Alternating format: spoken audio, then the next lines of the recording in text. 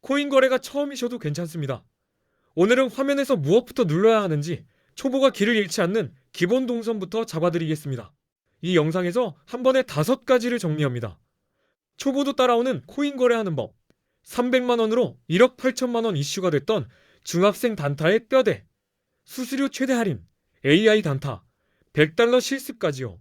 영상 아래 고정 댓글에 수수료 최대 할인 꿀팁과 가입 후 100달러 받는 방법 링크를 한눈에 정리해뒀습니다. 필요할 때 바로 확인하시면 됩니다. 100달러로 곧장 10억을 만들 수는 없습니다. 하지만 내 돈을 먼저 넣지 않고도 주문 체결과 수수료, 레버리지 감각을 실전처럼 공부할 수 있어요. 성공적으로 거래가 이어지면 몇백만원까지도 닿을 수 있으니 한 번은 꼭 경험해 보시길 권합니다. 우선 코인에 투자해야 하는 이유는 복잡하게 돌릴 필요가 없습니다. 가장 직관적인 비교로 딱 감을 잡아드리겠습니다. 10년 전에 1000만원을 금, 주식, 코인, 부동산에 넣었다고 가정해 볼게요. 같은 1000만원이 10년 뒤 어떤 모습이 되는지 숫자가 답을 냅니다. 코스피 지수가 약 2.66배 상승했으니 2016년에 1000만원을 지수 추종형 주식에 넣었다면 2026년쯤 약 2660만원 정도가 됩니다. 나쁘진 않지만 여기서 끝입니다. 2016년에 1000만원으로 금을 샀다면 약 133.5g을 보유했을 것이고 2026년 기준으로 계산하면 약 5160만원 정도가 됩니다. 무게가 그대로 자산이 되는 느낌이죠. 2016년에 1000만원어치 서울 기준 아파트 가치를 보유했다고 가정하면 2026년엔 약 2400만원 정도로 평가할 수 있습니다. 체감상 안정은 있지만 폭발은 없습니다. 2016셀에 1000만원어치 비트코인을 샀다면 2026년엔 약 26억 이상이 됩니다. 이건 수익률이 아니라 판 자체가 달라진 숫자입니다. 이 내용만 봐도 알 수 있습니다. 우리가 바보가 아닌 이상 왜 코인에 관심을 가져야 하는지 결국 인지하게 됩니다. 게다가 코인 투자는 오를 때만 수익이 나는 구조가 아닙니다. 오를 때는 롱에, 내릴 때는 숏에 양쪽 방향으로 수익을 노릴 수 있어요. 기회가 두 방향이라는 게 큽니다. 또 많은 분들이 해외 거래소는 세금이 없고 국내 거래소는 거래 수익에 대한 세금을 낸다고 말합니다. 수익이 나도 세금 부담이 적다고 느끼니 투자처로 더 매력적이라고 보는 거죠. 이제 코인 거래의 첫걸음, 가장 중요한 건 거래소 선택입니다. 좋은 거래소를 고르는 순간 수수료와 기능, 거래 흐름이 한꺼번에 정돈됩니다. 실제로 한국 투자자들은 국내 거래소를 떠나 해외 거래소로 몰리는 분위기입니다. 이건 유행이 아니라 3가지 이유가 만든 이동입니다. 첫째는 레버리지 기능입니다. 국내는 레버리지를 막아둔 반면 해외 거래소는 100배까지 가능한 곳이 많습니다. 50만원이 있으면 5천만원 규모까지도 움직일 수 있으니 사람이 몰릴 수밖에 없습니다. 둘째는 수수료입니다. 국내보다 해외 거래소의 수수료가 훨씬 저렴하다고 느끼는 분들이 많습니다. 단타는 반복이 많아서 수수료 차이가 곧 실력 차이로 바뀝니다. 셋째는 세금입니다. 해외 거래소는 세금이 없다고 알려져 있고 국내 거래소는 거래 수익에 과세가 있다고 느끼는 분들이 많습니다. 이 한 줄이 거래소 선택을 바꾸게 만들기도 합니다. 한국인들이 많이 쓰는 해외 거래소 정보, 그리고 가입 시 100달러 지급 이벤트 정보는 이 영상 고정 댓글에 적어뒀습니다. 고정 댓글만 봐도 어디로 시작할지 정리가 됩니다. 이제 대형 거래소들의 수수료가 왜 무서운지 보여드리겠습니다. 대형 거래소의 거래 수수료를 0.05%라고 가정해 볼게요. 숫자는 작아 보여도 단타에서는 칼날입니다. 1000만원 단타를 치고 20배 레버리지를 쓴다고 하면 실제 주문 규모는 2억 원이 됩니다. 여기서 한 번 들어가고 한 번 나올 때 수수료가 약 22만원이 될 수 있습니다. 체결이 2번이니까요. 하루에 10번만 거래해도 수수료가 220만원입니다. 놀라셨죠? 이렇게 되면 단타가 실력 싸움이 아니라 수수료와 싸우는 게임이 됩니다. 그래서 수수료가 저렴한 거래소를 쓰는 건 선택이 아니라 생존입니다. 고정 댓글에 수수료 최대 할인 팁을 넣어둔 이유도 바로 이 뉴스를 막기 위해서예요. 수수료 최대 할인은 2갈래로 잡습니다. 가입 단계에서 할인율을 확보하고 거래 단계에서 수수료가 덜 나가는 습관을 들이는 것. 둘 중 하나만 하면 체감이 반쪽입니다. 설정으로는 수수료 할인 스위치를 켜고 가능하면 할인 혜택이 붙는 방식으로 결제하도록 맞춥니다. 그리고 주문은 급할수록 시장가를 남발하기 쉬운데 그게 수수료를 키우는 지름길이 됩니다. 습관으로는 지정가 주문을 활용해 차분하게 걸어두고 체결되게 만드는 쪽이 유리합니다.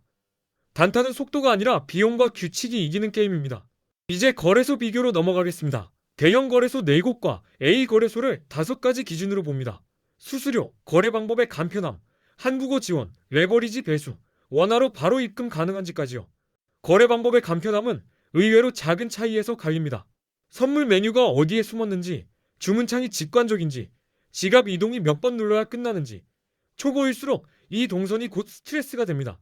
A 거래소가 어디인지, 그리고 가입 이벤트는 영상 고정 댓글에 공개해뒀습니다. 여기서는 비교만 깔끔하게 보여드리겠습니다. 수수료부터 보겠습니다.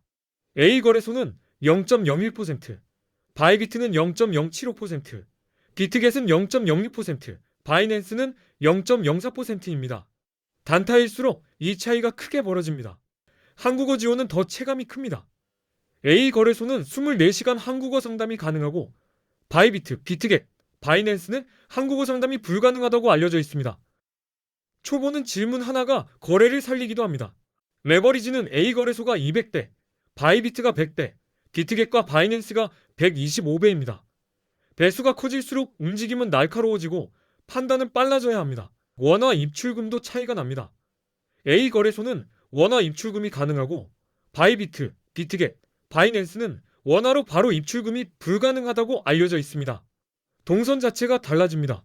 결국 간편함은 한국어 지원과 원화 동선에서 크게 갈립니다. 버튼을 덜 헤매고 확인해야 할 창이 줄어들수록 초보는 거래 자체에 집중할 수 있습니다.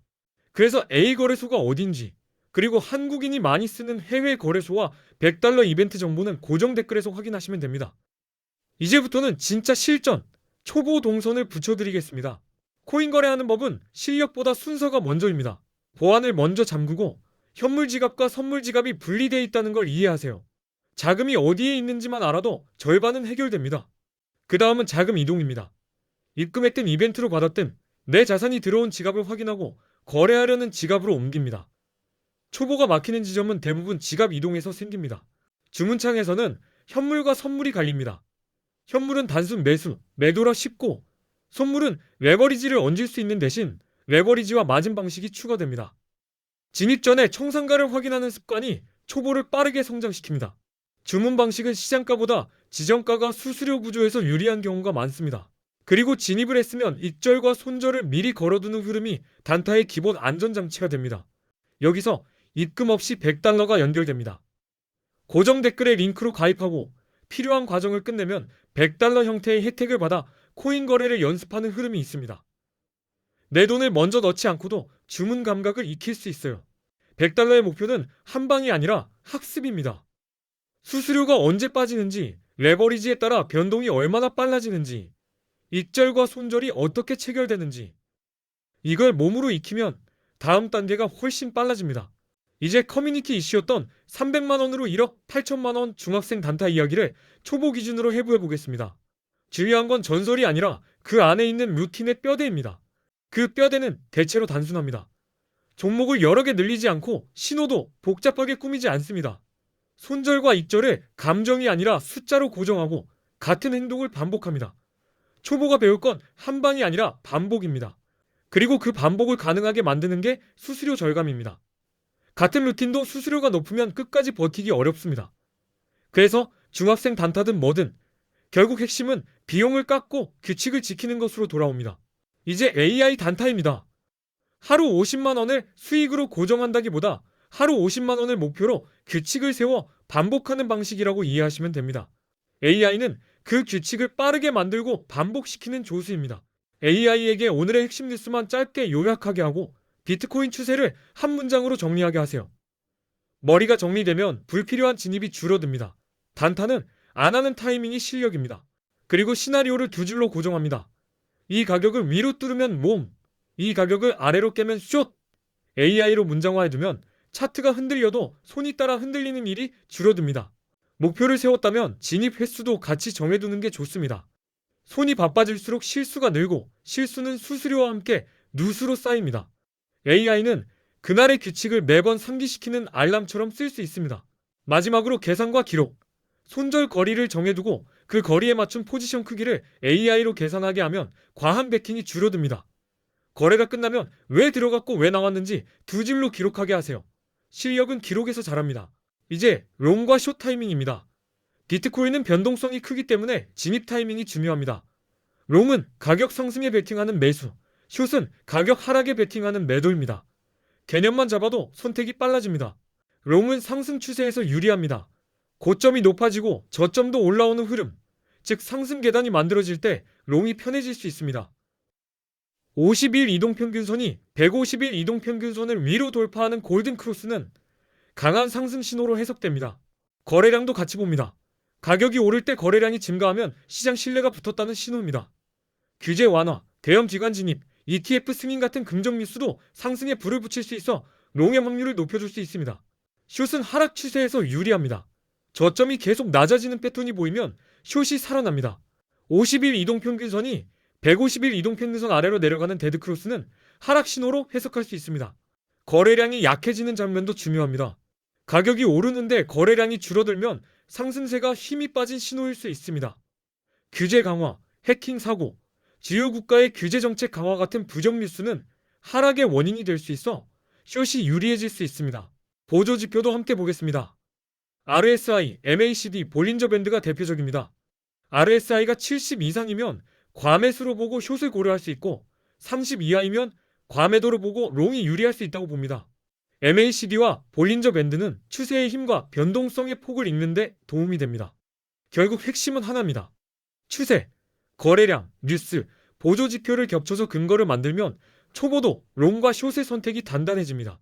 오늘 영상은 거래소 선택, 수수료 절감, $100 실습, 중학생 단타, 루틴의 뼈대, AI 단타, 그리고 롱, 숏 타이밍까지 초보가 바로 시작할 수 있게 한 줄로 연결해드린 영상입니다.